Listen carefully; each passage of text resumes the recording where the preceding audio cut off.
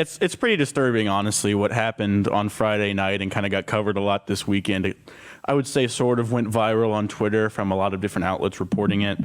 There was a man, his name is Alana McLaughlin. He's a 38-year-old man who believes he is a woman, has taken hormone therapy and things to supposedly transition to a woman. Obviously, that's not a thing that can happen in the real world. You can't become a woman, but he has decided... You can't change your chromosomes. You can't do that. You can't change your chromosomes. But he has decided he's going to be a woman, and the left has decided that they're going to treat him as a woman. And that has gone so far as to say that he can now compete as a female MMA fighter. In a combat sport competing against other women, he is now allowed to punch them, choke them, kick them, hit them, whatever he would like to do, because he has decided that he is a woman, and so he's going to be competing in this combat sport. Now, this is not a guy who had puberty blockers and started this transition when he was 6 years old. God help us.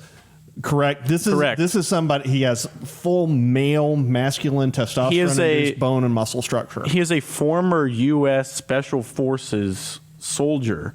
He was in the U.S. Army. There are pictures of him. I didn't pull one up. But there are pictures of him when he was in the Army. He's absolutely jacked. Probably weighs well over 200 pounds. Super muscular. Clearly a man, grown man. And he just decided he was going to start doing this transition. I don't have the exact date, but I think it was within the last 5 to 10 years he decided he was going to do this. He's 38 years old. But the point is he has all the benefits testosterone confers. Right, exactly. As far as physical prowess. So he finally found himself an opponent. Her name was Stellene Provost. They were fighting in Miami, Florida during a preliminary fight. And there's a picture of him. He ended up winning in the second round by submission. He choked out the woman. There's a picture that we'll pull up here of him brutally choking this woman.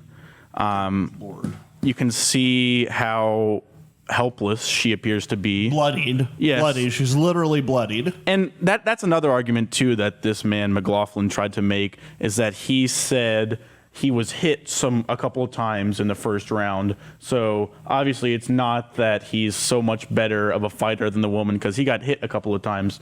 What really happened was, if you watch the video, which I did, unfortunately, I wouldn't really recommend it because it's pretty disturbing.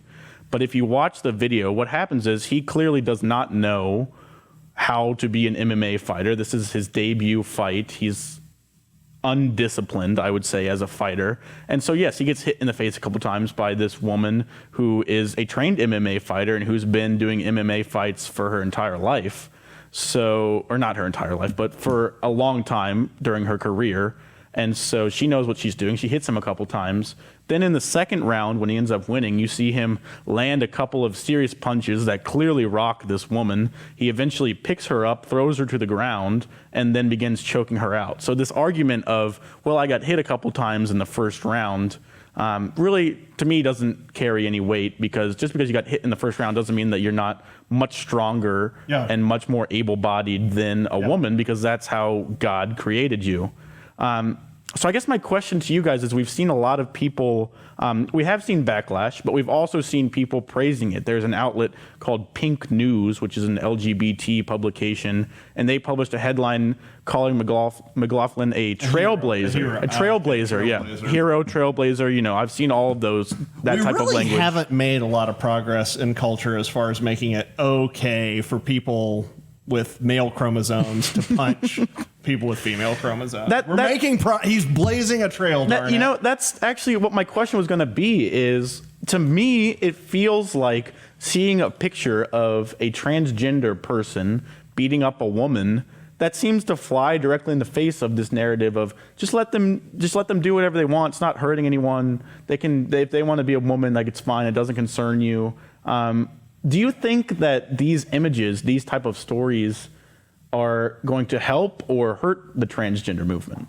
Real fast, Caleb, we're running out of time. So I think when it comes to the vast majority of our viewers and the American people, I would argue common sense still prevails. So when you see the footage, when you see the pictures, common sense kicks in and you say, this cannot be right.